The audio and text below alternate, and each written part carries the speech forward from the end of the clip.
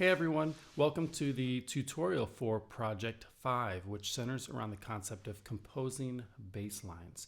So for this project, we're going to walk you through all of the requirements that we need to do, and then we'll show you how to complete the project as well. If you're looking for all of these documents, you simply have to go to Google Classroom, and under week 14, there is an assignment called Project 5. Basslines, and everything is here. The Soundtrap link is here. When you click on it, it's going to look something like this.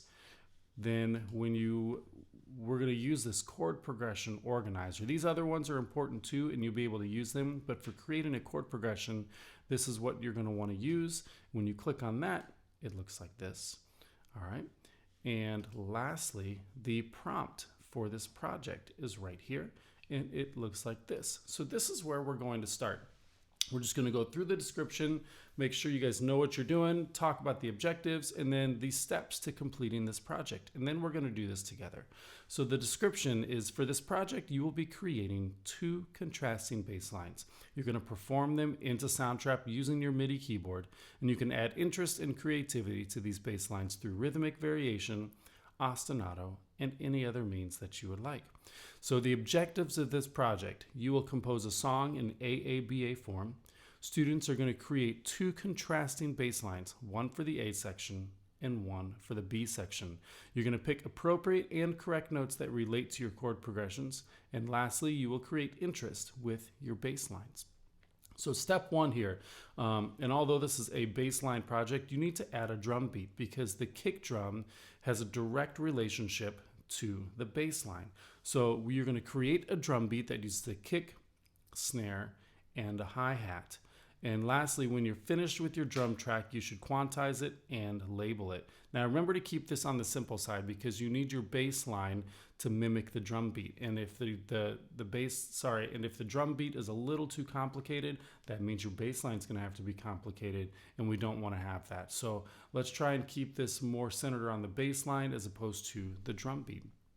Step 2, create your bass line. So number 1, you're going to create 2 bass lines by using the chord progression flowchart from class.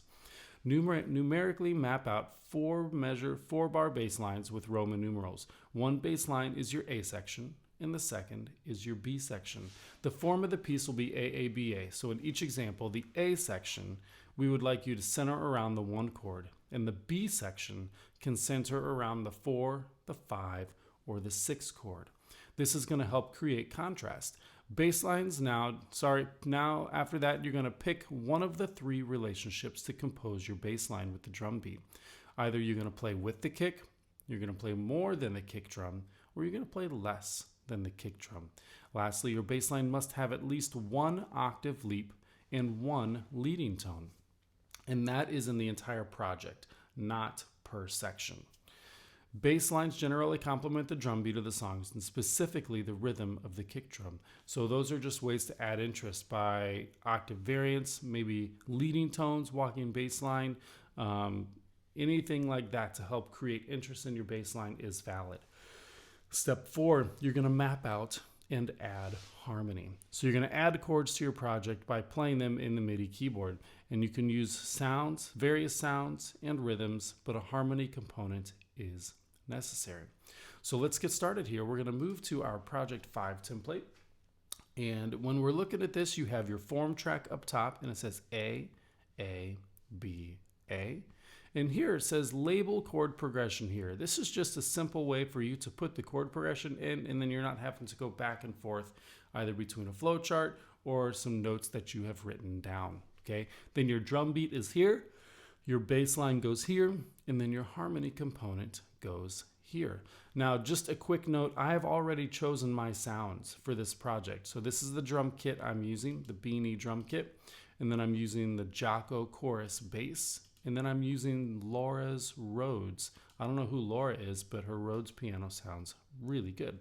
So we're going to get started here with the drum beat. Now I've set up the cycle tool up here. Now remember, this little button over here activates that cycle tool, and you can drag it as long or short as you would like, but I'm going to drag it to those 4 measures.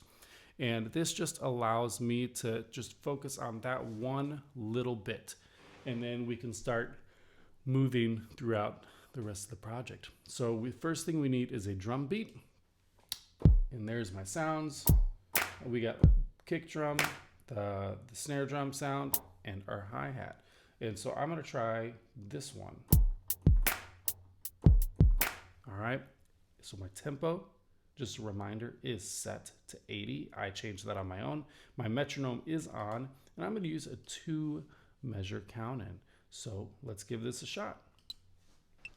2, a 1, a 2, a 3, and go.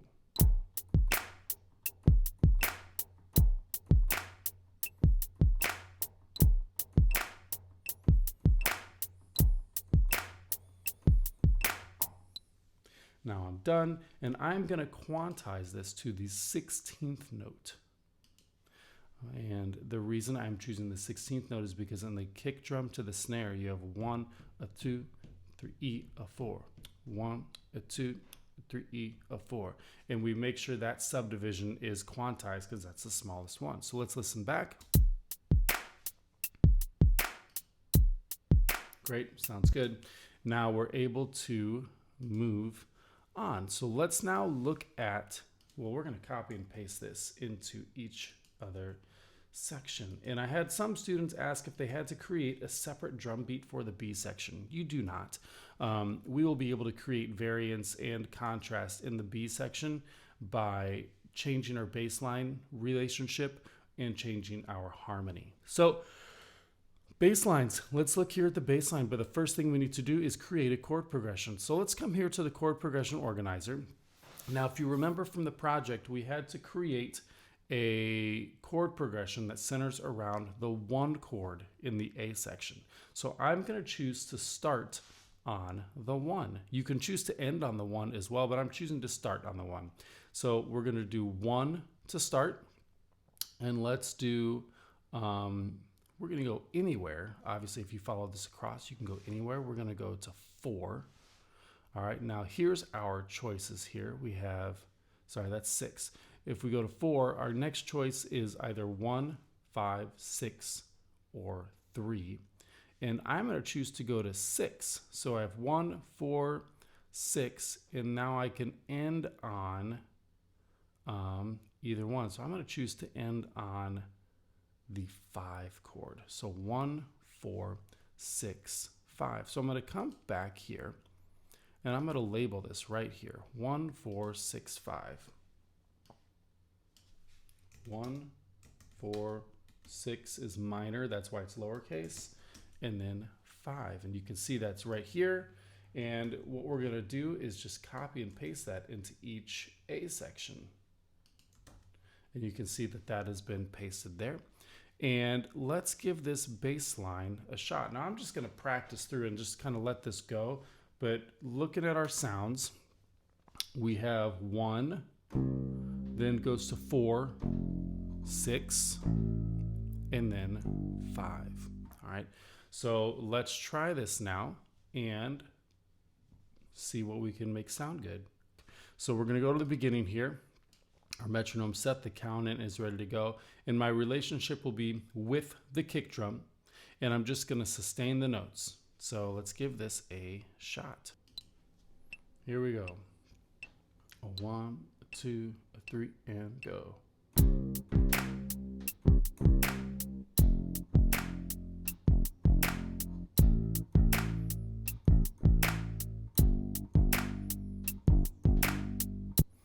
All right, now we are finished. Let's quantize that to the 16th note and listen back.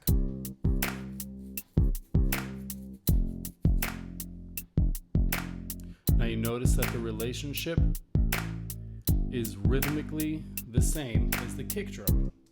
All right, so let's go on to the B section. Now we're going to copy and paste that into each A. Now, if you notice from the project requirements, I still need to have a leading tone and I still need to have an octave jump.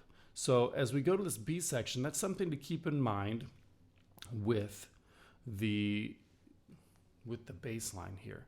So we're going to go to this chord progression organizer. Now remember, I ended on the 5 chord. So we have to look and see what the chords we can go to. So 5, we can either go to 1, 4, or 6. And we said we didn't want it to center around the 1 chord for the second section. So let's go to the 4 chord. Okay, so we have the 4, and then we have the option to go, we're going to go to the 3 chord because that'll be a different sound. And then we can go back. From the 3, let's go to 2. This will be a different sound. So we have 4, 3, 2, and we have to think about which chord can now go to 1. So 4, 3, 2. Now we need to find one more chord out of these that can go to 1. So let's choose the 5 chord. 4, 3, 2, 5. So let's go here. We're going to label that 4, 3 because that's minor, 2 because that's minor, 5 is major. So let's give this a shot. Now remember, we need to have an octave leap in here. We need to have a leading tone. So I'm just going to kind of mess around here. We have 4, down to 3, to 2, up to 5. All right, now there's a lot of opportunities there, but the best leading tone opportunity would be going to the 5 chord. So let me show you here. I'm going to open up the instrument so you can see what's going on. So we have 4, down to 3, down to 2, up to 5. And I think the relationship I'm going to choose is to play a little less than the kick. But with the leading tones, there's just going to be a little bit of variance in there, and we're just going to make it work with the drum beat. So let's record and see what we can make happen here. 1, a 2, a 1, a 2, a 3, and go.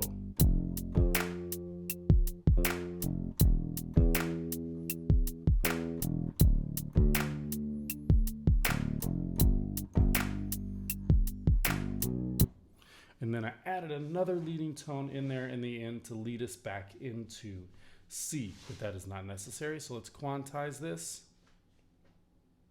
to the 16th and let's hear it.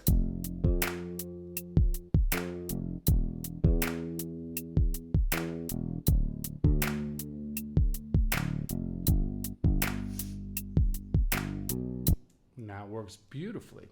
So at this point, I'm hoping that you would save and get all of that taken care of. Now we're gonna add some harmony. So the harmony, let's check this out. Now we have that Rhodes piano sound, and that sounds like this. All right, it's a nice kind of like could be mellow, could be funky, whatever we really want it to be here. So we are going to check out here, and this is the last component. So we have 1, 4, 6, 5. So 1, and then 4, and then 6, and then 5. And I'm going to pull up the instrument here, and you can see which inversions I'm doing. 1, change the octave so you can see. We have 1, 4, 6, 5. So let's see if we can compose something that sounds appropriate. Here we go. 1, nope, that's not where I want to record. We're going to move the cycle tool back, and we're going to try this again. 1, 2, 1, 2, 3, and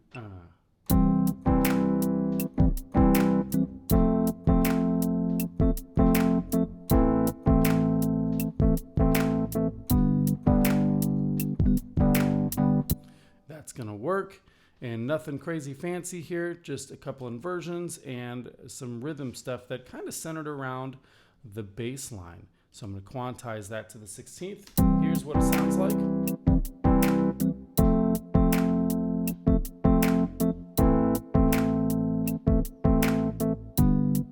Awesome, cool. And we are going to copy and paste that to the next A section and then to the last A section, okay? Now let's move to the B, and we said that our chords here in the B section are 4, 3, 2, 5. So we have 4, then it goes down to 3, then it goes to 2, then it goes to 5, or we can choose an inversion too if we would like to. So let's check this out. We have 4, then 3, then down to 2, up to 5. All right, so I'm going to play a little more sparse here, just kind of like the bass drum, and that's going to help create the contrast again. So let's give this a shot and record. And here we go. 1, 2, 3, and go.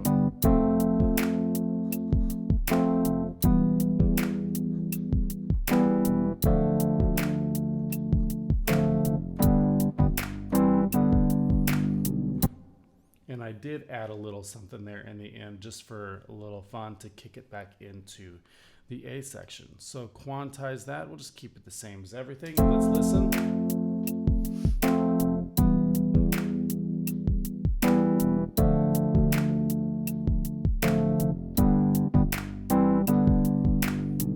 All right, and then we're back into the A section. So at this point, everyone, you would be done with the project. You would hit save up here, and then you would submit the link into Google Classroom. Now, if you would like to add anything else, you could add an intro, you can add an outro. That is totally up to you. You could add more stuff under the project and more tracks if you would like, but this is the requirement. And so for the purpose of this video, this is where I'm gonna stop. I hope this was helpful. Let me know if you guys have any questions. I'm always available to talk. So I hope you have a wonderful day. Take it easy. And as always, we say, go, go Mustangs.